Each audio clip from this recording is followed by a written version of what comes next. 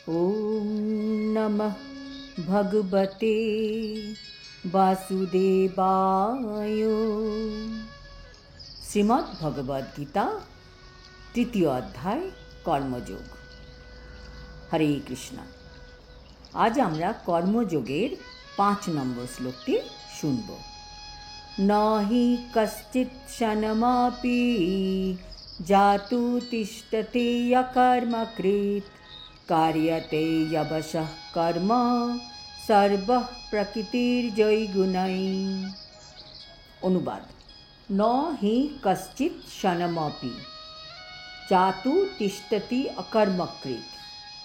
কর্ম না করে কেউই ক্ষণকাল থাকতে পারে না। কার্যতে যবসঃ কর্ম সর্ব প্রকৃতির জয়গুণৈ। সকলেই এই জড় প্রকৃতিজাত গুণসমূহের দ্বারা প্রভাবিত হয়ে অসহায়ভাবে কর্ম করতে বাধ্য হয়। তাৎপর্য: শুধুমাত্র এই দেহের জন্যই নয়, আমাদের আত্মারও ধর্ম হচ্ছে সব সময় সক্রিয় থাকা।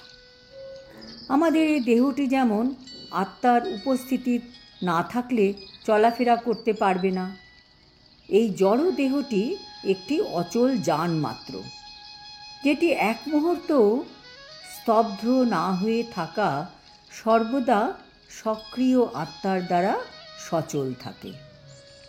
সেই জন্য আমাদের এই আত্মাকে কৃষ্ণ ভাবনার মঙ্গলময় কাজে নিয়োজিত করতে হয়। তা না হলে মায়ার নির্দেশে সে মোহাচ্ছন্ন হয়ে জড় জাগতিক কার্যকলাপে লিপ্ত হয়ে পড়বে। আত্মা যখন জড় প্রকৃতির সংস্পর্শে আসে, তখন আত্মা জড় গুণের দ্বারা প্রভাবিত হয়ে পড়ে। তখন এই জড় গুণের কলুষ থেকে আত্মাকে শুদ্ধ করার জন্য কিছু শাস্ত্র নির্ধারিত কাজে নিয়োজিত করতে হয়। কিন্তু যদি আমরা আমাদের আত্মাকে তার স্বভাবসিদ্ধ কৃষ্ণ ভাবনাময় কার্যকলাপে নিযুক্ত করতে পারি, তখন সেটি আত্মার পক্ষে মঙ্গলময় হবে।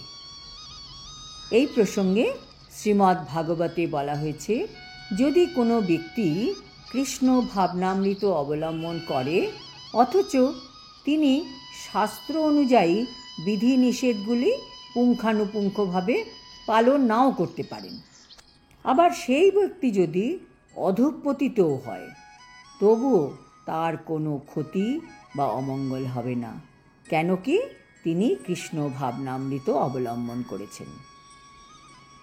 অপরপক্ষে কোনো মানুষ যদি নিজেকে পবিত্র করার জন্য খুব নিয়মকানুন মানেন, কিন্তু তিনি কৃষ্ণ ভাবনাময় নন, তাহলে তার ওই সব নিয়ম করে লাভ কী? সুতরাং কৃষ্ণ ভাবনামৃত লাভ করার জন্যই শুদ্ধিকরণের পন্থা গ্রহণ করা আবশ্যক। তাই সন্ন্যাস আশ্রমের অথবা যে কোনো শুদ্ধিকরণের পন্থার একমাত্র উদ্দেশ্যই হচ্ছে চরম লক্ষ্য কৃষ্ণ ভাবনামৃতের স্তরে পৌঁছতে সাহায্য করা। তা না হলে সব কিছুই নিরর্থক বলে বিবেচিত হবে। আজ এই পর্যন্ত। আগামী শ্লোকে কৃষ্ণ পঞ্চকর্ম ইন্দ্রিয় সংযমের ব্যাপারে আলোকপাত করবেন। হরি ওম তৎসৎ। হরে কৃষ্ণ।